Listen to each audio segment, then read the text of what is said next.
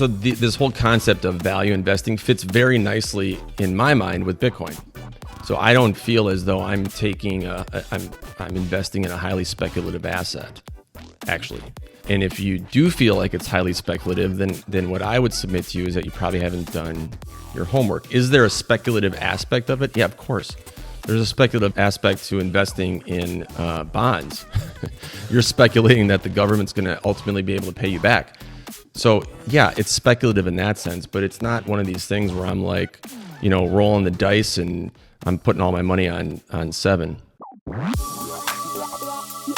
This is the Blue Collar Bitcoin Podcast, a show where average Joe firefighters explore the most important monetary technology of the 21st century. We talk Bitcoin, we talk finance, and we talk shit.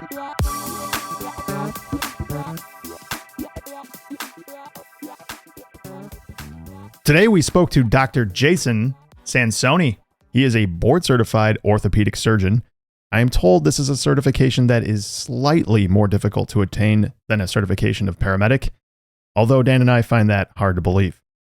Jason has been extremely active in the Bitcoin space, helping to found Looking Glass Education, and he also did a 3-part series in Bitcoin Magazine trying to demystify Greg Foss's Bitcoin is portfolio insurance piece. With Jason, we cover Looking Glass Education, Bitcoin going to $1 zillion, investment portfolio construction, when will the Fed blink, and much more. We also have to thank Jason for having us join him and his family at his beautiful home and feeding these 2 hogs. Elk burgers, no less. Jason murdered this animal, dragged it over a mountain, put it in a freezer, thawed it out, made it into burgers, and fed 2 hungry hogs.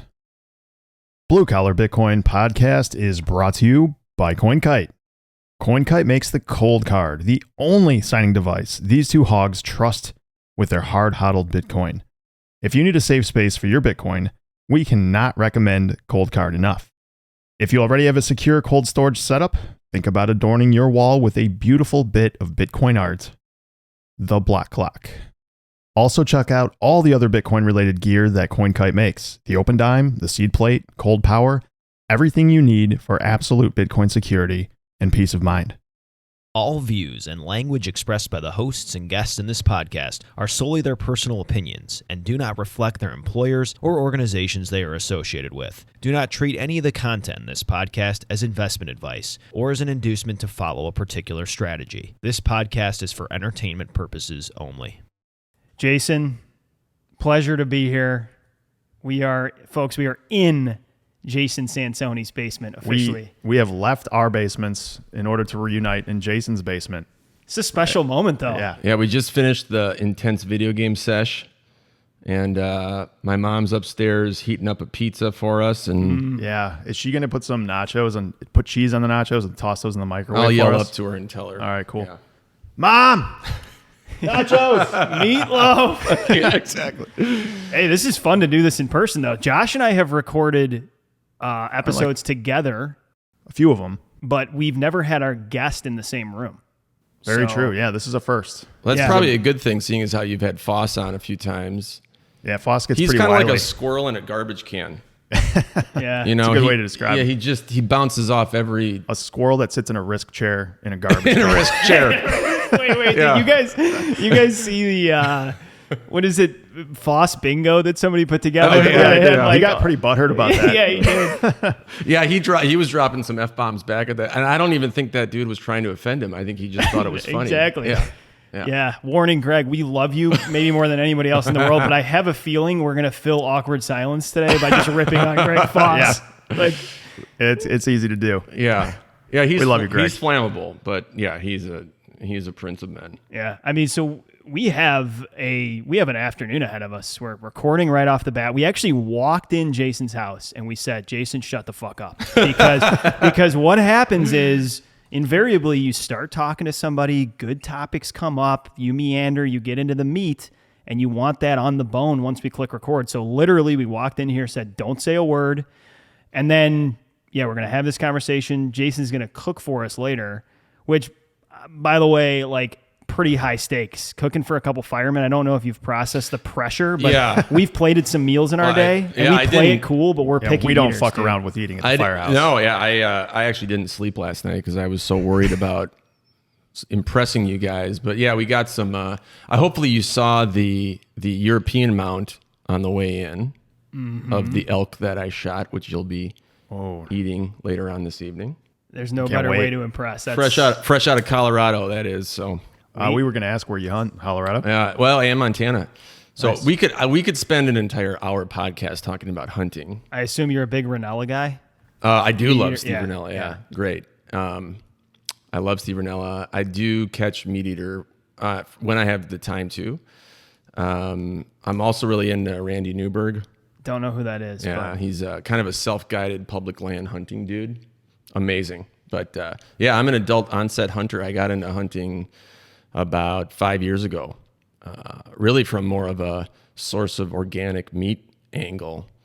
And like I say, we could waste an hour or two talking about it. We won't. So speaking of hunting, on the way in here, I'm just kind of scanning across as we drive into town. It's a beautiful town you live in, by the way. And there is a conspicuous corner slot, kind of shady. It says Tempted Salon and Spa. Are you familiar with this establishment at all? Like, is that where Dan and I are headed after this? I will neither confirm nor deny if I'm familiar with that. If that's not a rug and tug, I don't know, or rub and tug, I don't know what is, man. Yeah. Like there was a place actually across the way here in downtown that was indicted for running a prostitution ring through its massage parlor, like only a few years ago. Tempted massage parlor. I think they moved over here. Yeah, exactly. Exactly. We found their location. No one will ever know. Yeah. Jason, tell us about yourself. Give our audience an intro to you and why are we here? I guess is the question. I don't even know. Why the hell are you guys here? I'm going to waste some of my good elk meat. I don't even know why the hell you drove up here. In case I fall off of something and break my leg, that's why Jason's here. Yeah, exactly. Why don't you tell us why we're here, Jason? Yeah, exactly. I'm your guy if you fall off a chair. Yeah, so I'm a practicing orthopedic trauma surgeon in town here, and grew up down the way a little ways, and my wife grew up here. So lived here for most of my adult life now, and went to medical school, residency. All good. We'll just cut that out. Okay. Yeah. You can cut that out while I'm talking? I should just wait till they're done. Yeah, just wait till they're done. Okay, yeah. Yeah, well, no, I can't cut it out. I was like, how do you? Yeah, no, right. We're not that good Like, yet. wow, that's impressive. If you've heard the discussion with us, Daz and Foss, he was in an airport. Mm-hmm. Yeah. Oh, and then Lavish had a bird that was chirping and like just randomly cawing. I don't know what the fuck it was. We didn't even ask him. Shut the fucking bird up, man. Why do you have a bird? Yeah, exactly. Maybe this doesn't get cut out. Now, was that when he was in Vegas, or is he in his? No, he was in California when we talked to him. Yeah. He spent summers there because. All right, let's calm down upstairs. Yeah, it has now, but yeah. Well, we'll keep going. All right, so. No, we were talking about orthopedic surgery. Yeah. So anyhow, did residency and then lived in San Diego for a year for fellowship, which I still am not sure why we left. But we did. We left, came back here, and have been in practice here ever since. So I'm about 10 years into my practice, and orthopedic trauma surgery is basically if you fall off a roof or jump off a roof or drive into the side of a cement wall. If you fuck up in a major way. Yeah, you really have to, You have to want it. I mean, it's not like, you just trip and fall in the grass. Like you got to want it. You got to earn it. Yeah. Then I'm your guy. So basically put people back together with plates and screws and drills and hammers. And so we were just talking about this before we started recording. To be a paramedic where we're at in Illinois, you have to go view a surgery at some point. So I was lucky enough to stumble into a hip replacement surgery. And what I had conditioned myself from watching TLC, watching surgeries as like a delicate instrument, perfect placement of that and just nice little incisions. Like, no, that's what I like to tell people. This is hacksaws and fucking big ass sledgehammer. That's what I like to tell people is like, you see my hands are so steady, but they're really not, right? Especially if I've had some coffee and stuff. So Yeah, it's you look really kind of shaky for a surgeon. it's really more incredibly, yeah. So it's usually a bit more of a full contact sport, but I would say that it all has to do with the way in which you apply force and the angles at which you do it. And I can see the analogy is similar to many other things one does in their personal life. But quite truthfully, it really does come down to just learning a craft and doing things with so much repetition that it becomes second nature. So, it's funny now because I can hear a hip replacement or fixing a femur or whatever, take your pick, and know if the pressure and the pitch is right on the instruments and all that kind of stuff. And it just comes with time. So I would lie to you and tell you it's really, really complex on a day-to-day basis, but it's not. It's just it just takes a long time to master. Yeah. I agree, though. I think I saw a couple surgeries during paramedic school, and it was startling. At least the beginning of those surgeries was strikingly similar to home improvement projects. Oh, no doubt. And the tools looked a lot like what's exactly in my garage. the same. It's like medieval torture devices. It's the same, literally the same drill, except it's something that can be put through an autoclave and heated, 300 degrees. And it's like what we have in the fire services, saws that cost $5,000 just because they have a different color and they say fire service on them. Yeah, totally. Yeah. By the way, branding and selling things to the fire service is a delightful scam. If you just put some kind of firefighting spin on a totally common object, right? You just chainsaw from Home Depot 5 times the price if it's red. If it's red, yeah. If we lose our jobs at the firehouse, probably because of this podcast, right? And then the podcast goes belly up, we will be scamming fire departments for a living, almost assuredly. Just grifting. Exactly. I'll help you out. Actually, that's totally fine. Yeah. So tell us, what do you? We always trade war stories at the firehouse. Everyone's got a fucked up call. Something that's you got to one up the next guy. What's your? What's the latest one that pops to your mind? It's Someone funny. Jump off a roof or well, that happens. Hit by a car. That's not even that unique, quite truthfully. Unfortunately, these days, I think, to be honest with you, the patients that I remember having done this for as long as I have are the patients who I wake up during surgery. Yeah, that. I mean, totally. Like, what are you doing to my pelvis? Oh, don't worry about it. We're just frogging around your bladder here. No problem. Just trying to fix your. No, the patients I remember are the ones who I've had an emotional attachment to, and generally speaking, these are people who you just feel awful for because whether by their own poor decision making or just bad luck, their life is indelibly changed, and it's I've had a number of patients die on my operating table. That is not fun. I think it's probably second nature to those of us who do surgery to focus on the negatives. I think that generally going through the amount of training we do brainwashes you into thinking about life that way. And thus, I see those patients in my head when I think back on patients I remember. So not to get too morbid on you. I mean, I've had a hell of a lot of funny stories too. The least of which that pops in my head is a dude who had a broken pelvis from a gunshot wound, and I asked him how he got shot in the crotch, and he said his girlfriend caught him screwing somebody else, and I said, "Can you tell me what caliber the weapon was?" And he goes, "No, man, I was running the other way."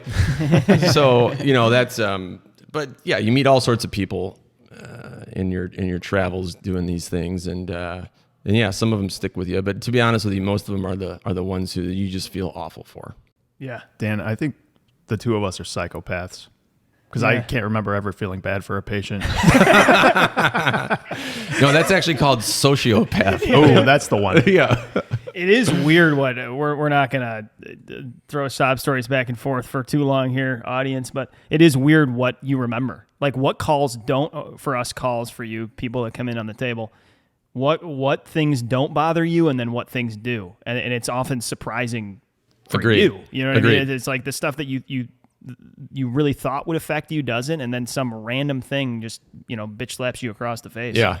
No, I agree. I think over time, the one thing that I've taken with me and learned is that, really two things. One, I mean, it's a joke in a movie, but life is fragile. It really is. And things can change in a split second, and they do for a lot of people. Most surprises in life are not good ones. And then secondly, you know, the three of us sitting around here are awfully lucky, and we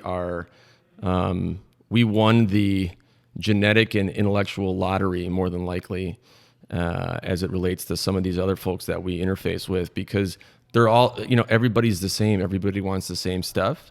And we've been lucky enough to end up where we are. But man, you know, you think about the uphill battle some people have to climb out of their situation. And it is just, it's torture. Yeah. Let's pivot to Bitcoin. I want to hear your journey into Bitcoin. Is this a Bitcoin? It is. It's a Bitcoin show. We've probably had like half the audience already leave because they don't give a shit about our lives. I thought and they want the fuckers were content. coming here for my elk burgers and Yeah. But We're staying for that. okay, all right, got it. we'll be here for the next week, by the way. So, you know, Yeah, we're moving in. We have a couple of suitcases. Place That's is a fine. little- You won't car. like the rent payment though. That's the only place thing. is a little nicer than we expected. We will be perched up here for the next week, which is easy to do with our schedules. Get a swap or two, we're good to go. Yeah, probably. Yeah, back to Steve Ranella, by the way. He has this quote about firemen. He had some firefighter on that's a hunter, and he's like, what do you guys work, like 1 day off, 300 days off? Or you're 1 day on, 300 days off? So Yeah. that's what it feels like to people on the outside. That's what it sounds like too. Yeah, it's It's way worse than it sounds. Yeah. I wouldn't recommend it for anybody. yeah. For any tax-paying citizen in our town, it's the most Grueling. grueling schedule you can imagine. Yeah, exactly. I'll bet it is. All right, here's what's cool about talking to you, though, in all seriousness. And we said this a little bit before we started recording and had to tell you to stop talking. And that's, it is fun to interact with other passionate Bitcoiners who aren't in Bitcoin full time, right? That they've encountered this just in their spare time. Their passion has evolved kind of outside of vocational incentives, right? And so, you know, although you do something very different than us, Bitcoin is clearly just something that you've organically developed tremendous passion for. Why Yes. is that? How did you encounter Bitcoin? How did you get to the point you are today with it? And I guess, what is that point? Yeah. So I first encountered Bitcoin probably in 2011 or 2012. And unfortunately, it was in the context of reading a headline that 50 Cent had gotten paid to do a concert in Bitcoin. And I thought, well, that's pretty fucking stupid. What is Bitcoin? And then I ignored it for the... Of course 50 Cent would do that. He's an idiot. Yeah, he's a complete idiot, obviously. So 8 years go by, and I'm, you know, I still remember the fact that I think Bitcoin's dumb. And then lo and behold, I am a regular listener to TIP Preston Pish's podcast, and he announces that he's pivoting to start a Bitcoin podcast, and I'm thinking, okay, either he's in business with 50 Cent or there's something more to this. So Almost believable. Almost believable. Yeah.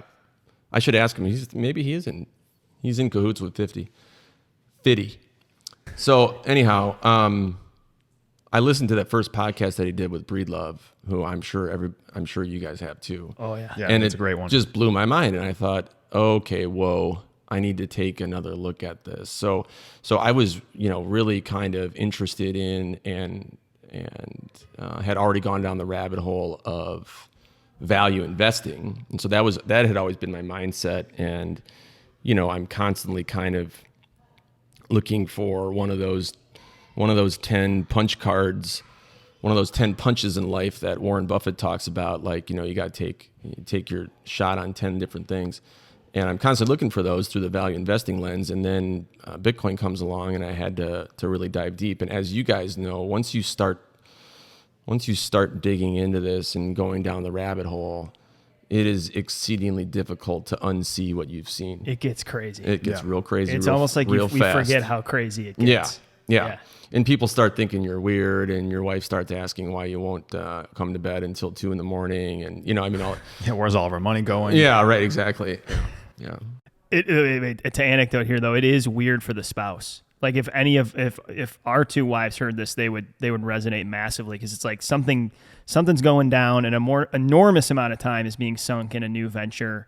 You're trying to convince them it's important. They don't understand the first thing about it.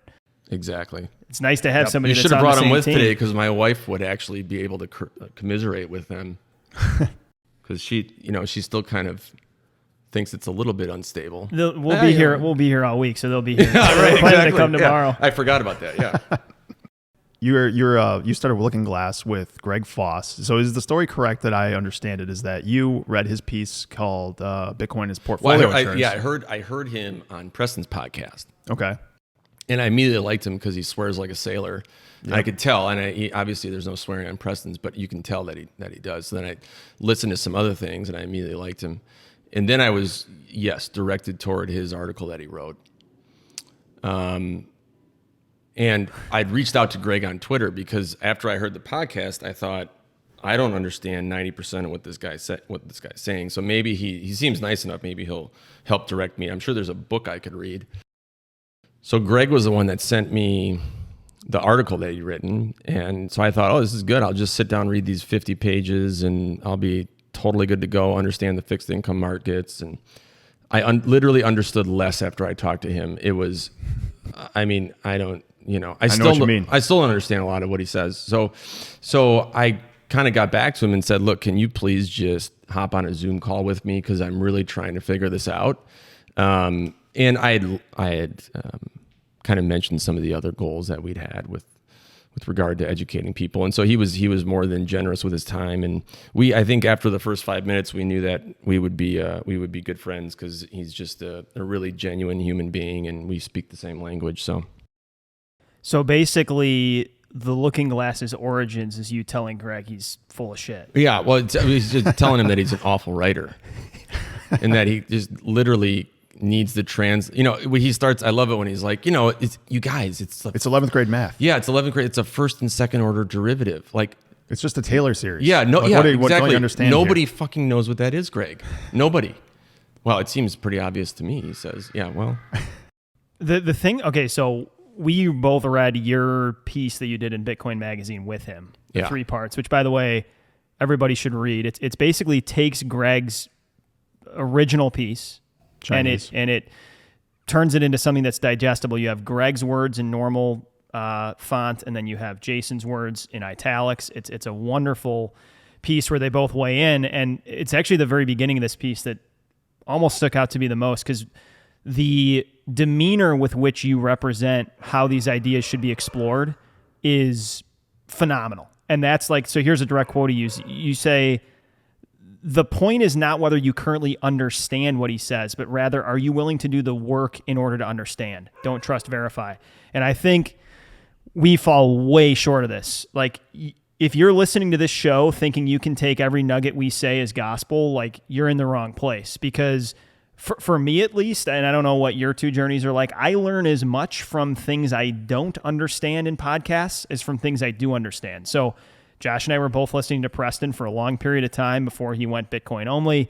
I learned a lot about economics and finance. That's just one example in that show. Just terminology, themes I've never heard of before, branching off to do your own research. But it looks like you embodied that. You read Greg's piece. You said, there's a lot of shit in here I don't understand. But I should, right? And should. it was one of those things where you realize, I don't know what this means, but I want to. You took unknown unknowns and turned them to known unknowns. Yeah, right. And then that's the journey to actually learning and figuring out what it is you're talking about. Precisely. And I think the important point there is, Preston stresses this, you guys stress it, and I do too. Do your own research and take responsibility for your own decisions, right? Yes. I mean, if you just think someone else is going to point you in the right direction and say, oh yeah, here, just buy Bitcoin, this is how you do it. The problem with that approach is that's fine as a way of entry. But the problem is you're going to be checking your phone 6 times a day, 20 times a day, 200 times a day to check the price of Bitcoin. You're going to see it drop 5, 10, 15, as you all know what can happen, 20%.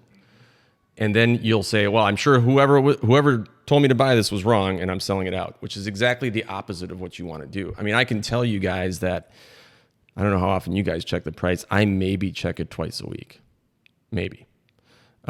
Just because there's nothing that's substantively changed about the thesis. Right. I'm always on the lookout for things that would change my thesis on it, but I haven't yet seen anything. Now, if something were to change, then yes, I would change my behavior. But on a day-to-day basis, it doesn't matter. And so it drives me completely nuts is these folks on Twitter who, well, look at the price is up 3% today. Oh my God, it's never gonna see 20K again, or it's never gonna see 50K again, or it's going up forever now. And or for one day of a trading session when the markets are open and the S&P goes down and Bitcoin goes up, people are like, oh, look at, there you go. It uncoupled.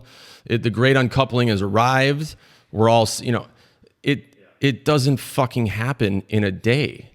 Yeah. So you either make this a long-term play in your portfolio, like as in really long-term, or don't even get involved, because you'll get your face ripped off if you think you're going to trade and counter trade this asset. Yeah. The people on YouTube or Twitter or whatever that are doing TA, which is astrology for men. Astrology for men. It's cute. It's funny, but like this, you're absolutely right. Like people get meaningfully hurt when they just take my word for it or Dan's word for it or your word for it, and they go buy themselves $10,000 worth of Bitcoin, and that's a substantial amount of money for them, and they watch it go down 40%, and they shit their pants, and they sell it all, and now they're down, they're sitting on $6,000 and they don't know what to do with it now. It's just, and then they jump back in the next time the hype cycle happens. Yeah. Mm-hmm. And before it's over with, they're left with 1/10 of the money they started with because they just jumped in at the wrong time, jumped out at the wrong time. So the thesis is absolutely the imperative thing to understand in this. Absolutely. And when I think it was after Greg and I put that article out in Bitcoin Magazine, I don't recall when, but somebody reached out to us on Twitter, and oddly enough, he said he was a retired physician, which right there, he doesn't know shit about investing. So he says, hey, I'm thinking of trading options. Can you point me in the right direction for trading options on crypto? and I just wrote back, I'm like, give me your money. Yeah, you will get your face ripped off, you fucking idiot. Do not get involved in this. And I don't know if he actually heeded the advice. Sir, go in your backyard with a shovel, dig a 3-foot deep hole, bury cash in it, fill it in, and never look back. Yeah, or light it on fire. Yeah. I thought you were going to go way darker. Exactly. Yeah. I thought Dan was going to say, just kill yourself. There's kids upstairs. Dig a hole and jump in it. Here's the thing, though. Back to the point you made a second ago, though, Jason, is that the unfortunate truth is that overconfidence is intoxicating for a lot of people. Yeah. And like bombastic sound bites get a ton of exposure. Right. And so when I'm saying this, one thing I'm thinking about from the piece you and Greg did was you have this expected value analysis, and there's this whole valuation method. And one of the components of this valuation method is a 75% probability that Bitcoin goes to zero. Now, It's not that any of the three of us think that's going to happen, but that's in one of the pieces of analysis that Greg Foss put together. Is it's still worth buying this thing, even with a probability that it fails. Point I'm making, regardless of how majestic this asset looks, it's still nascent, it's new, it's in many regards untested, and the degree of dogmatism and confidence with which even just the tone that a lot of people have towards this, kind of zeroing in on thinking that this thing is completely inevitable, that's just not a healthy demeanor to have intellectual integrity and really pursue this thing appropriately, right? But there are a lot of people out there, Josh and I were saying this on the way up here, that just want to be told this thing's going to $1 zillion. Like which is why we're titling this episode "Bitcoin Goes to $1 Zillion." We're gonna get 10,000 downloads in the first day. Our most downloaded episode ever. Yep. I think that's perfect. Yeah, no, I totally agree. I mean, the fact is, life is a dynamic situation, right? I mean, you know this from being on some of the calls you guys take. Most people whose house is burning down never planned on having their house burned down. I mean, maybe some of them did. I don't know, but just a few. But the point is that, and I appreciate you throwing the word "new" in there, because when you said "nascent," I thought to myself, "Fuck, I don't know what that means." I gotta throw in big words every once in a while. Yeah, that was Jason. good. We gotta make people convinced that we actually have something to say. That was good. I was reaching for this here thing you could say as a power block, wondering if I could look up the meaning of "nascent" on it. But anyhow. So no, you're right. I mean, the fact is, you have to have humility in the markets generally, and when you are, it's usually right around the time where you're so convinced that you're right, that you end up being wrong. And so, yes, do the three of us think that Bitcoin is ultimately going to ascend to a much higher value? Yes. Are we certain of it? No. You can be certain of nothing in life. And as Greg Foss oftentimes says, risk happens fast, right? And so, it behooves everybody who's going to get involved in this space, which I would encourage anybody to get involved in this space and to do and to learn as much as you can, because it will change the way you look at the world. But the point is that if anybody's involved in this space and they come to a spot where they have absolute conviction, that's fine. But that's different than having 100% certainty of an outcome.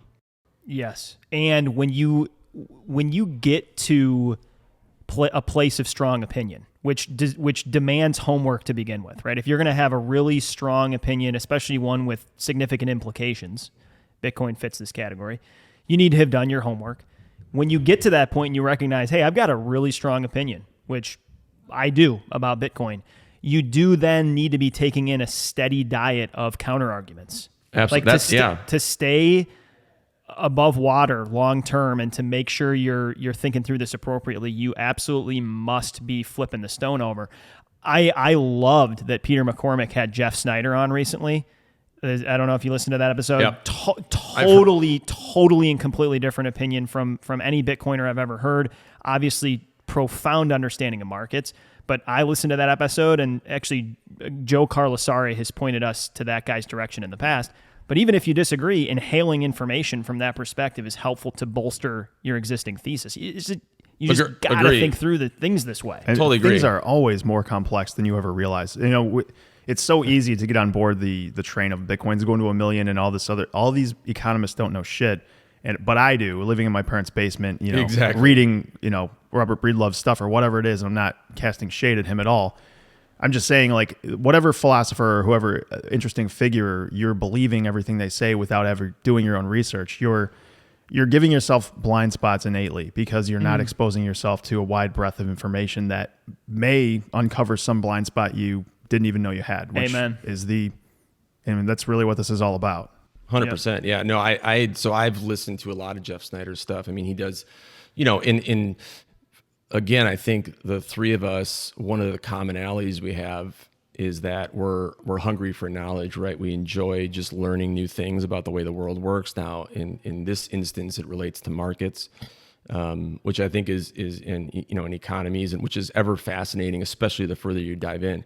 But Jeff writes a lot about Eurodollars and the way the global banking system works, and really how his argument is one that's entirely opposite almost of everybody else's. And his argument is that there's not enough dollars. Mm-hmm. And so it makes it such an interesting argument. It's totally interesting. The fact that the guy sits there and says the Eurodollar, nobody knows how much there is. None. Right. It's just a giant IOU farm from one bank to another. And you can't actually get real dollars out of it because it's all just a transfer of balance sheets from one bank to another. And it's kind of mind-blowing that exists. But yes, it is. But what's interesting about that, to your point earlier, is if you're going to be a responsible, I like to think about Bitcoin as a savings technology, but let's just use a different term as investor. If you're going to be a responsible investor in this asset, you should be able to have enough of a knowledge base to sit and listen to Jeff Snider's argument, which, it may not make sense immediately, but you should have enough background knowledge that you can sit there and pick it apart and say, yeah, okay, I understand where somebody like Jeff Snider gets his idea from. And these are the reasons I don't agree with what he's saying. And quite truthfully, my only criticism of Jeff is that I think Jeff is somebody who will go to his grave claiming to be the smartest guy in the room. And he's one of these guys who's strong opinions, strongly held, right? Where I think other people with more humility are better to follow. But that said, I mean, you should have a response to his. Sorry to interject there, but one of the things I had while listening to Snider, I thought to myself, like, there are people that are probably triggered by this. Like, does this idea or whatever it is you're being exposed to make you angry? Because if it does make you angry, it triggers you somehow, then maybe there's some reason you should find more out. I mean, you need to explore the things that piss you off. Agreed. Because if that means that you have some weakness or some something that just doesn't sit right with you because you don't want to believe it, probably, or you just don't understand or it. like you said, blind spot, right? If you think to yourself, well, shit, that's a really good argument. Maybe he's right. I'm going to sell all my Bitcoin. Okay. An alternative approach maybe to just simply say, let me look more into that. Right. So that I am at peace with the fact that his argument may not exactly coincide with owning Bitcoin. Yeah. Yeah. I mean, it is so tempting to just kind of put up this shallow hologram of a person or an argument and say, there's nothing there. I mean, we do this with relationships too. Like I've joked at the firehouse that if one guy hates another guy, the quickest way for them to get past it is to like go on a canoe trip or something, right? I mean, like put them alone in the woods. Yeah, go on a fucking canoe trip. We got some Bitcoiners that need to go on a canoe trip with Jeff Snider. You're not going to agree with everything he says, but at least you realize it's not all idiocy. There's a lot of substance to it. Someone like that knows way more than the two of us know about markets, and he's reached a different conclusion. It's an infusion of humility, whether you want it or not. Yeah, exactly. And I think the other point here too is that it's intellectually easier to split the world into much more black and white. And the fact is, the world is not black and white. It's exceedingly gray. And so, again, it gets back to humility to say, okay, I don't have all the answers and I'm okay with that. And so, by virtue of that, I accept the fact that I cannot possibly know everything. And therefore, I'm going to approach the markets or whatever in life with some humility. Absolutely. Yeah. I will say this. Let's pull on the... You're welcome, You're welcome, guys. I'm just taking you guys to school today. Yeah, you are. This is... What else you want? You want any personal advice too? Whatever you got. Yeah, I don't have much. Okay, here's to pull on the Snider thesis thread. And there's probably the people that are listening that have no clue what we're talking about. We'll link the Peter McCormack show down in the show notes. You should listen to it. It's good.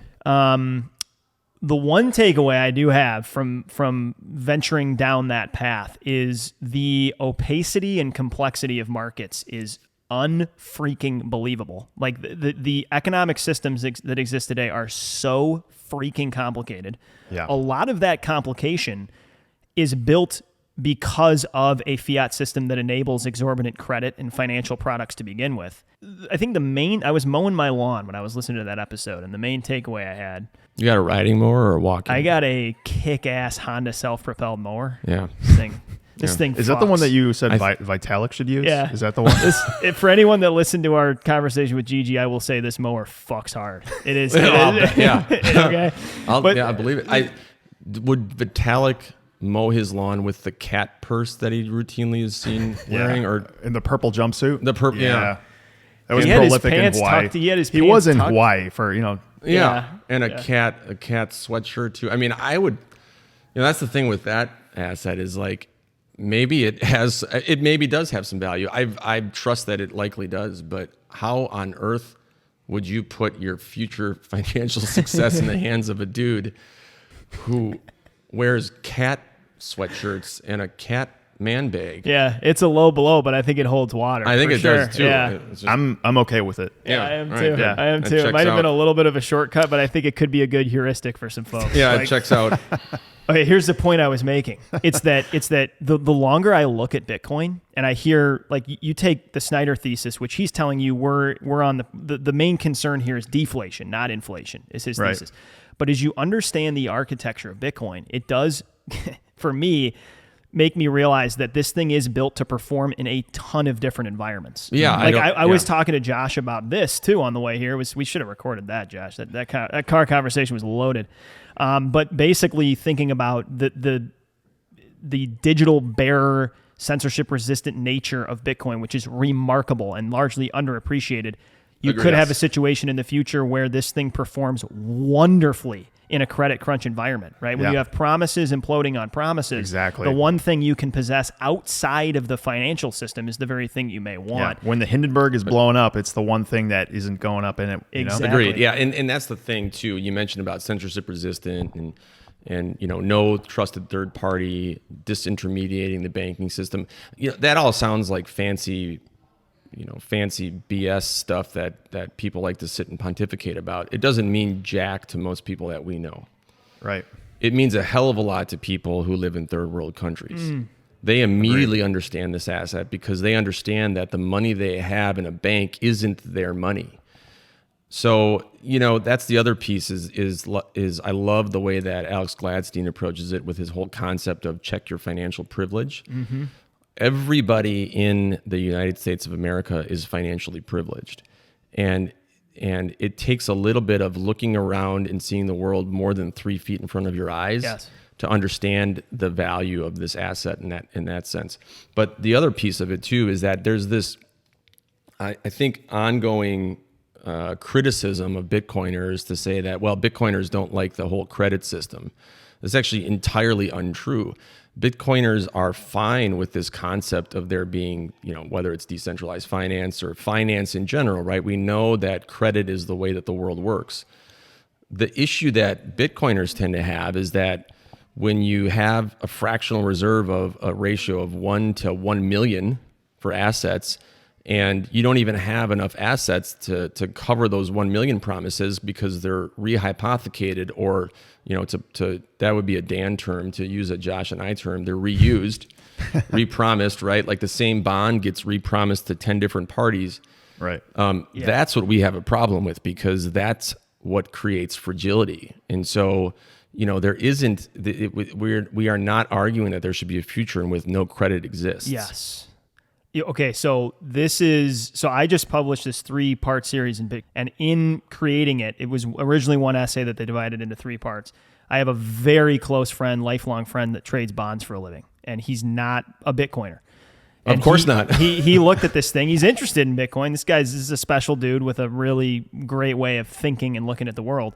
He provided some awesome pushback, and the main area that he pushed back on me was framing debt as inherently negative. Right. So he kind of, explored with me, like, I understand he gets that I understand the basic dynamics of this, but debt and credit are wonderful things when they're done appropriately. The issue is we live in a day and time where debt doesn't have proper accountability, and debt without proper accountability creates massive problems when it goes on unabated. Agreed. From like the Austrian school perspective of all this stuff, like, debt isn't like an evil thing. The problem is malinvestment caused by extremely low interest rates, which gives the market the signal that, like, hey, it's profitable for me to borrow money at 1% and make 3%.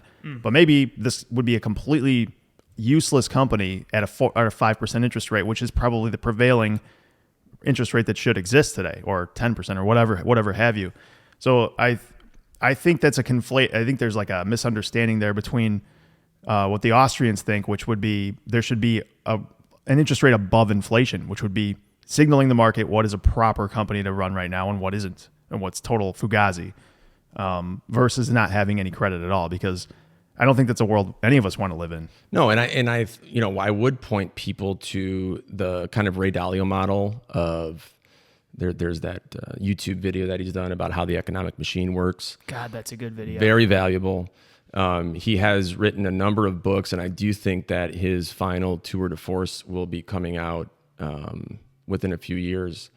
And my sense is that what he's going to write in that next and last book, as he's stated it will be his last book, is he's going to explain his framework for how he interprets macroeconomics. I suspect that that's what he's going to be doing, because he really wants to be kind of like a Buffett character and be considered a teacher.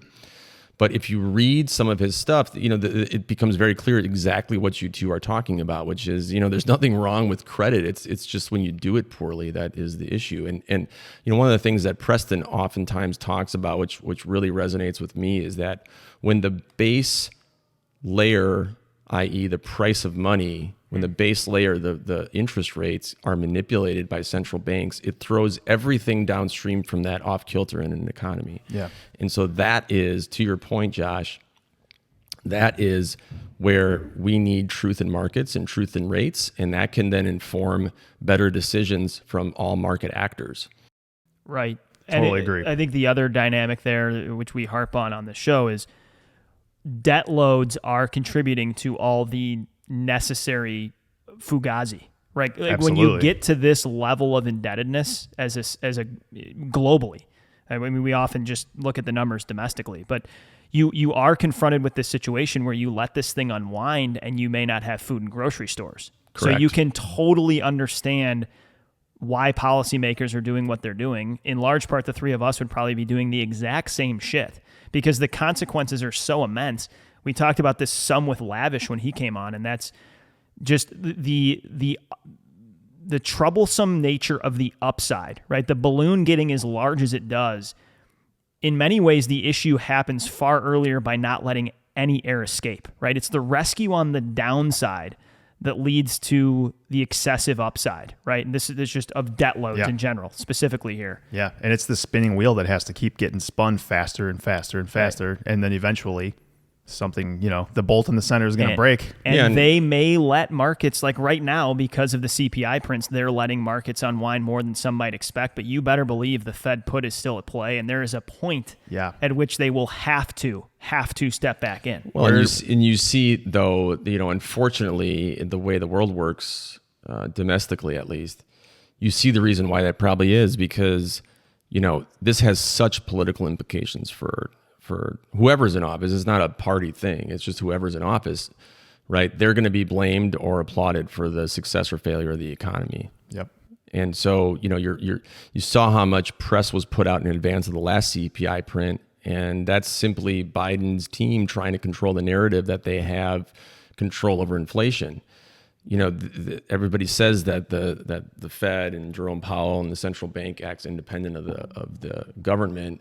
But that's complete and utter bullshit. I agree. And, and if there's one thing that's going to make them pivot, to your point, Dan, about the fact that they have to keep inflating the balloon, it's the political upheaval that gets caused when everybody wants to blame. Yeah. And that's the point, right? If people actually took responsibility for learning about the way the world works with money, the way the global monetary system works, the way banking works, people would understand that it's really not the problem of the administration per se, it's the system itself.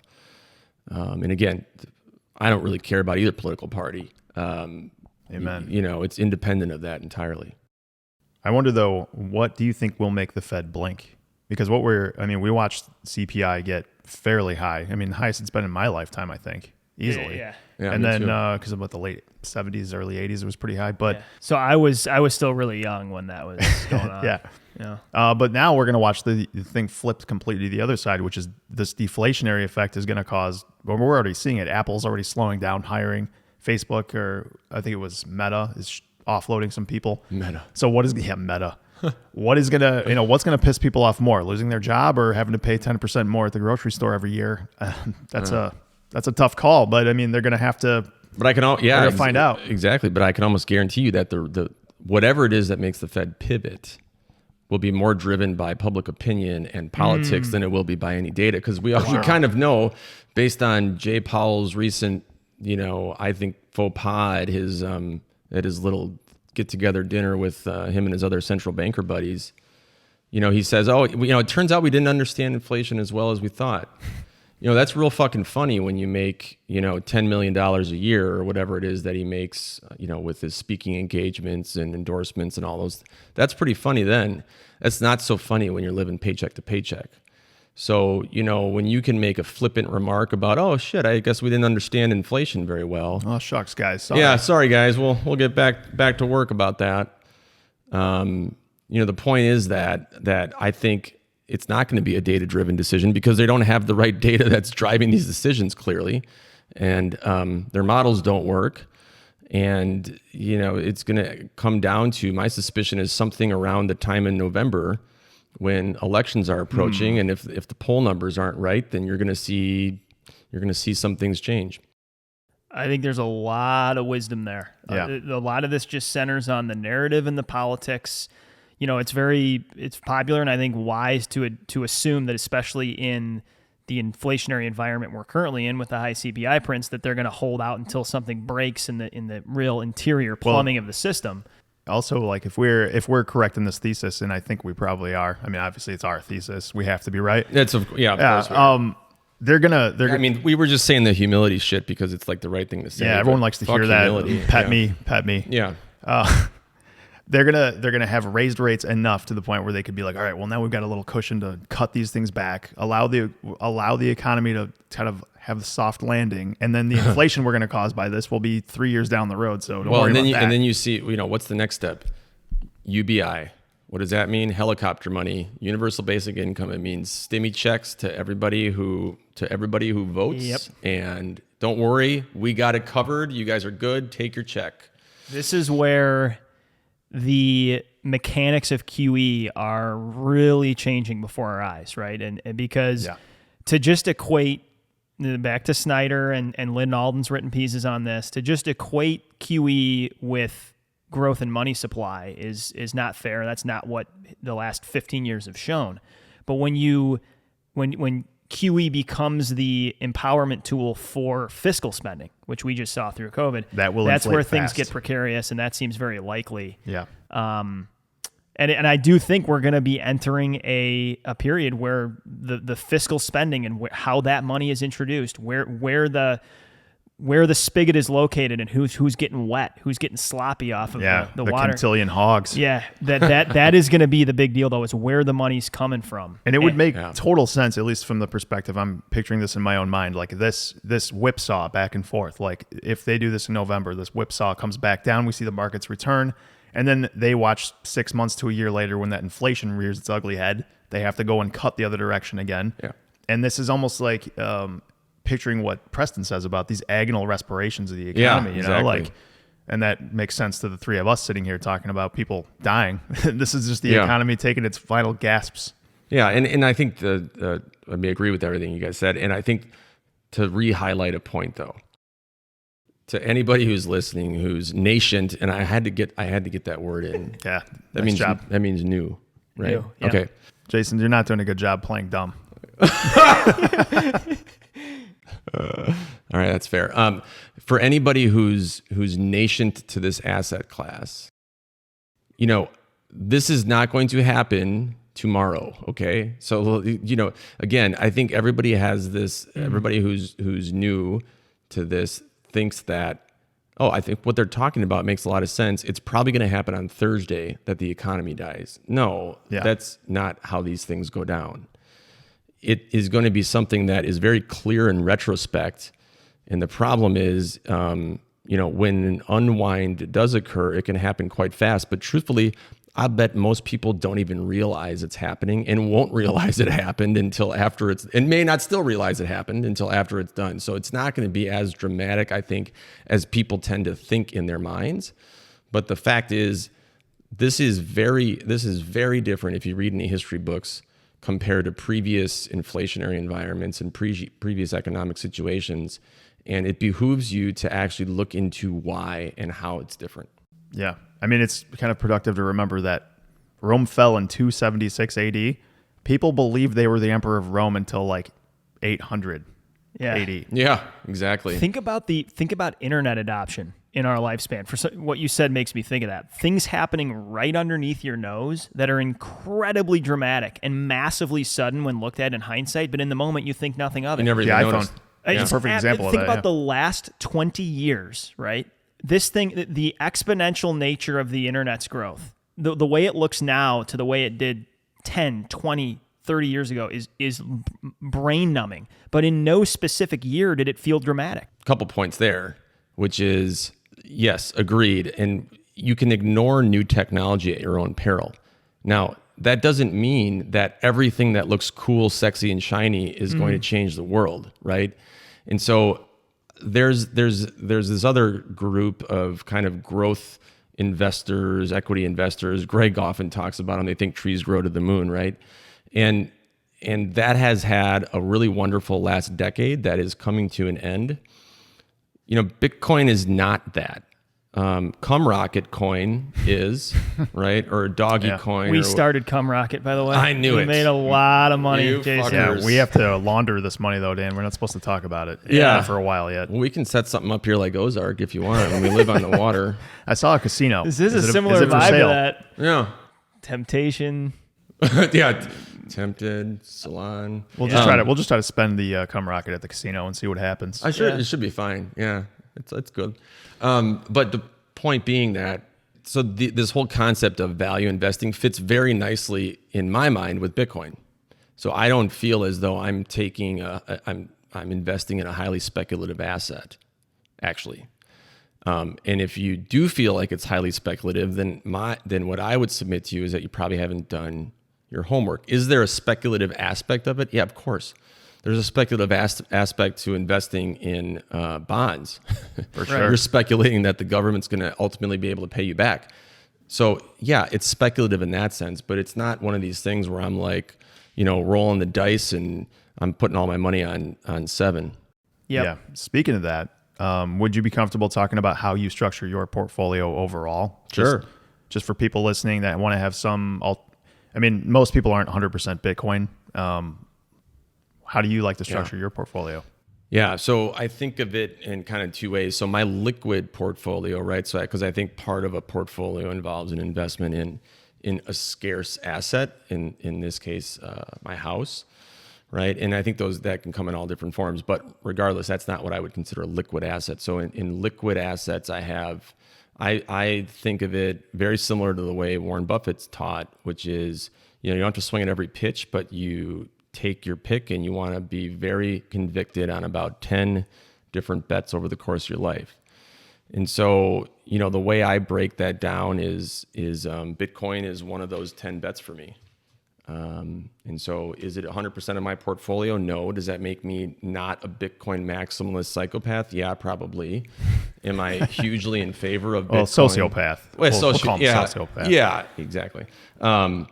So, other bets that I have are generally on the S&P 500. So do I have a lot of my money in S&P 500 right now? No, I actually have none. I pulled it out at what I thought would be the top of the market, which was back earlier in the year. And so that's sitting on the sidelines waiting to get deployed once the market stabilizes. And then Bitcoin, I do hold some gold. And then I think it's important too. One of my 10 investments is in myself and in some private equity investments in my own, in things that I can control because they're things that I'm working on myself. And I think that should be one of everybody's 10 investments too, is investing in yourself. But aside from that, that's how I structure it. Percentage wise, it's a not insubstantial portion of my liquid portfolio, and right now it represents about 50% of that. Yeah. Can we invest in Jason? Because just looking at you being in your house, you seem to have massive asymmetric upside. Yeah, you can, but you won't like the terms of it, just like you won't like the rent payment. I think Dan's trying to get you into the bedroom over there. Yeah, I'm straight as an arrow. I'm dead straight as an arrow, folks. But at least take me to dinner first. If there's anyone that's got a shot at turning this arrow back, that was a dry swing. Yeah. All right, I want to ask this. We talked a ton about credit markets, and this piece that you wrote alongside Greg, it does just center on credit markets, making it digestible for the average person, you weighing in. If we haven't covered it already, what was the biggest takeaway from that process with Greg? Like, what did you learn, or it could have been something you knew before? Biggest takeaway from that Bitcoin Magazine piece that we're obviously going to link below about markets in general, investing, Bitcoin. Yeah, it's a good question. I think probably the biggest one was, I'm able to now understand duration and convexity like Greg talked about. And so when he drops in his first and second order derivatives, I can be like, fuck you, bitch slap him, and I know what he's talking about. But probably more importantly is the credit default swap concept. Yes. And I think, understanding that, when you first hear about a CDS, credit default swap, you think to yourself, oh, I'm sure that's some minutia niche market where there's where that can't possibly be important. No, it's exceedingly important, and there's probably a good reason why nobody's ever heard of it, because I would suspect that most banks and bankers and investment firms don't really want people to know about it. Yeah. But yeah, it's that was very interesting. That dog's just wiling out there in the backyard as we're talking about this. He gets dog's trying to kill the bunny. He's eating a rabbit. The dog with the travel pillow on her neck. This puppy's an apex predator. Yeah, because she wears the travel pillow so she doesn't fit through the fence. That little shit. Anyways, so yeah, the credit default swap market. I think it is important to understand that, even at a really basic level, because that's really a way that you can price risk. Yeah. Right.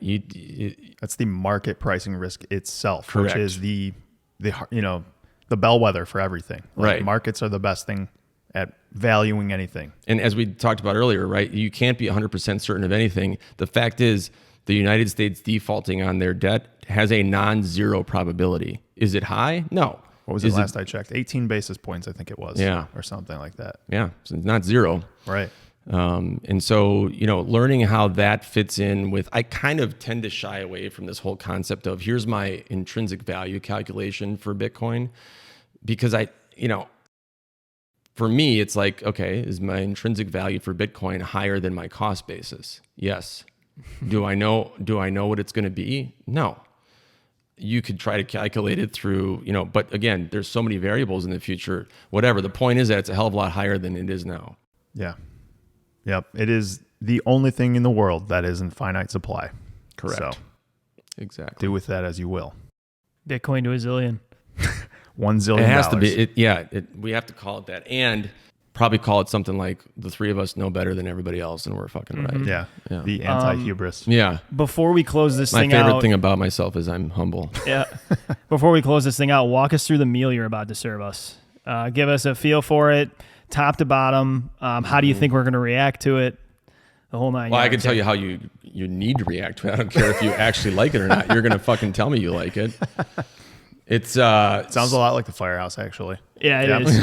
The truth is, as hard as we seem, we're soft. If a guy puts a mediocre meal out, everybody still tells him it's great. So we'll do the same for you, Jason. I appreciate that. Yeah, my wife tells me the same thing when we hop in the sack. So ground elk. This was an elk shot in near Craig, Colorado, so in northwest Colorado. 2 in the head, right? Exactly. Yeah. 2 in the head, 1 in the nuts. Point blank, 45 Magnum. No, it was shot at with a 6.5 PRC, which is the new Sweetheart round, and it was about 450 yards away across a valley. Shot. It sounds really good, but I was literally in a prone position with a bag and a bipod, and I could have fallen asleep behind the scope before I pulled the trigger. It really wasn't that hard. So anyhow, ground elk, and then it's so lean that you have to add a little bit of fat to it. So what I usually do is kind of chop up some bacon and mix that in. So it'll be like elk bacon burgers. And then the rest of the shit's just from the store, like potato salad and broccoli, cauliflower. I mean, I can't make any of that stuff. There's nothing wrong with cheating, man. That's what we did with Cumrocket. Exactly. Yep. And you had the exit liquidity. Attaboy. Yeah. The Cumrocket potato salad. Man, does that sound good? Yeah. Oh man, I'm starved right now. Delicious. Wow. Jason, thanks so much for coming on. What do you want people to know here to close out? Twitter handle, anything else? We'll link the piece you wrote down in the show notes. Yeah, that's it. Twitter handle is I think it's Sansone_JM. I have to check. That's how much I'm on top of my Twitter account. I occasionally will post pithy things, and then I get 2 people who like it. So you'll have to wait in line to follow me. But that, and then LookingGlassEducation.com, which is we didn't get a chance to talk too much about it. I know you guys have had Greg and Daz on before, so hopefully everybody's listening to those episodes.